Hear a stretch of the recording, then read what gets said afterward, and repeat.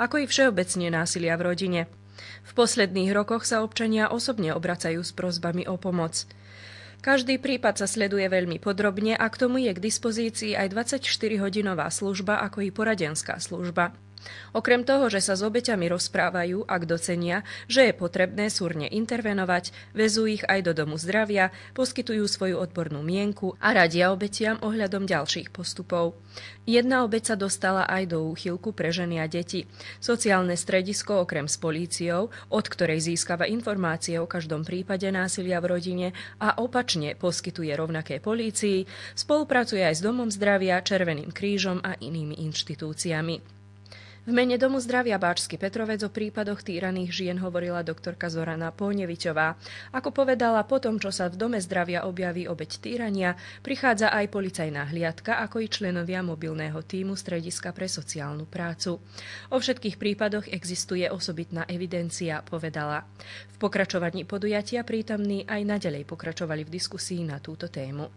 V nasledovnom príspevku vám predstavíme činnosť astronomického krúžku na gymnáziu Jána Kolára, ktorý vedie profesor fyziky Jaroslav Grňa.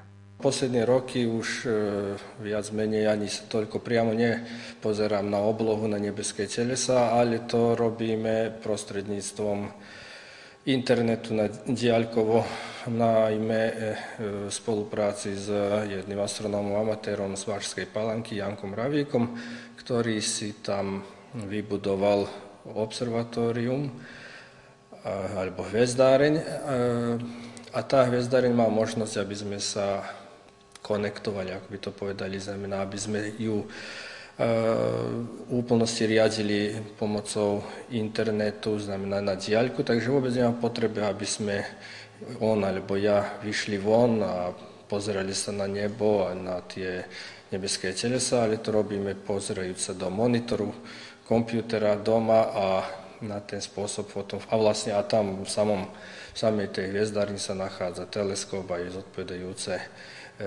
kamery, ktoré fakticky nám fotografujú, snímajú to, čo my teraz pozeráme. Čiže zriedka, kedy teraz pozeráme.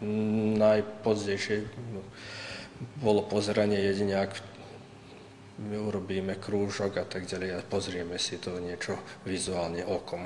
Pred takými 2-3 rokmi sme trochu si sa dali do verejnosti, že o objave jednej novej premennej hviezdy. A môžem povedať exkluzívne možno, že máme ešte 2 nové objavené, ale čakáme momentálne, aby nám potvrdili ten objav. Teraz teda sme to nezverejňovali nejako hlasnejšie.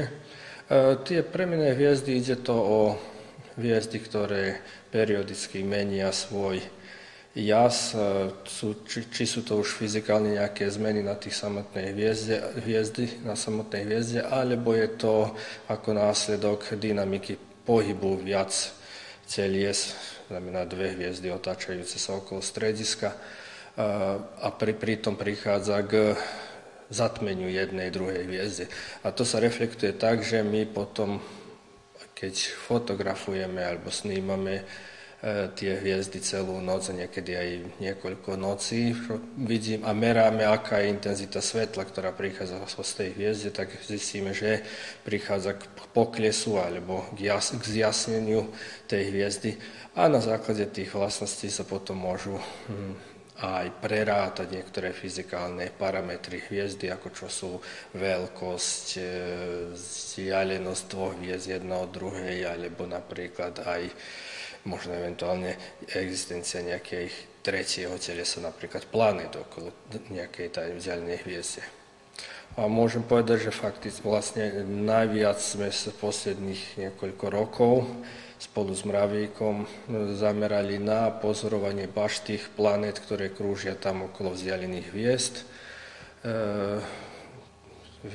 Vypozorovali sme takých 100 máme pozorovaní tzv. Extrasolárnych, čiže extra planét mimo slnečnej sústavy, kde sme na tento spôsob, akým pozeráme tie premenné hviezdy na identický spôsob, to je fotometrickou metódou, sme pozerali prechody tých planét okolo tých vzdialených hviezd. O akú tu ide malú intenzitu, to je vôbec úkaz, to ja niekde som dočítal, že zamyslíme, keby sme z Los Angelesu sa pozerali, ako tam v New Yorku nejaký komár prechádza popred nejakú vzdialenú žiarovku, teraz keby sme zmerali pokles svetla tej žiarovky vzhľadom na skrze toho preletu komáru. To sú také intenzity svetla, ktoré my meráme, keď tá nejaká exoplanéta prechádza popred vzdialenú hviezdu. Gymnazisti vyjadrujú veľký záujem o astronomický krúžok, ale nebeskú oblohu pozerajú iba keď im to počasie umožní. Keďže astronomických, tak by bolo tu dobre, aby tie žiaci si niečo aj pozreli na nebi, na oblohy. Cez deň to môže iba slnko, no to niekedy častokrát robíme tak, že na hodinách fyziky si pozrieme, ak je to na slnku nejaká veľká slnečná škvrna, tak si to pozrieme. A zase, aby sme večer pozerali nejaké telesa, čo sú planéty, mesiac, znamená, musíme večer robiť. A častokrát môžeme sa dohodnúť, že ideme niečo pozerať, ideme robiť krúžok a keď sa nám zaoblačí. Takže veľa raz nemôžem to povedať žiakom, tedy bude krúžok, ideme pozerať, však to sa ovplyvňuje aj samým tými atmosférickými podmienkami. Potom častokrát aj čo pozerať. Zo skúsenosti viem, že mesiac je za začiatočníkov najzaujímavejší. Tedy na ňom sa môžu vidieť veľké krátery, môžu sa vidieť pohoria, pukliny na samom povrchu mesiaca. A to je také fascinujúce pre žiakov, pre deti. A mesiac je najlepšie pozerať v prvej štvrti.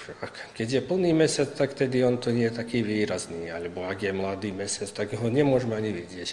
Znamená, aj to sú. Lebo pozerať hviezdy sú príliš ďaleko, aby sme my niečo videli na tej hviezde.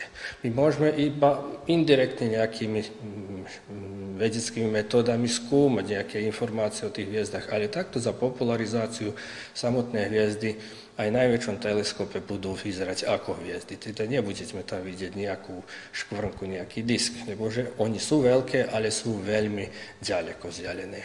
Druhé, čo by možno čo by bolo zaujímavé, aj čo obyčajne ukazujeme, to sú rôzne hmloviny alebo hviezdokopy.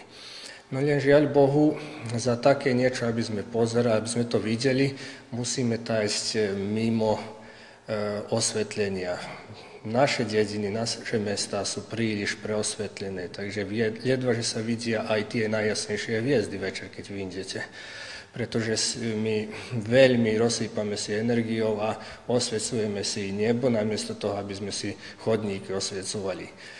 Takže aj z toho dôvodu, aby sme videli také nejaké objekty, by sme museli výjsť niekde mimo dedín, kde je obloha tmavá a žiaľ Bohu, u nás je takých miest už veľmi málo.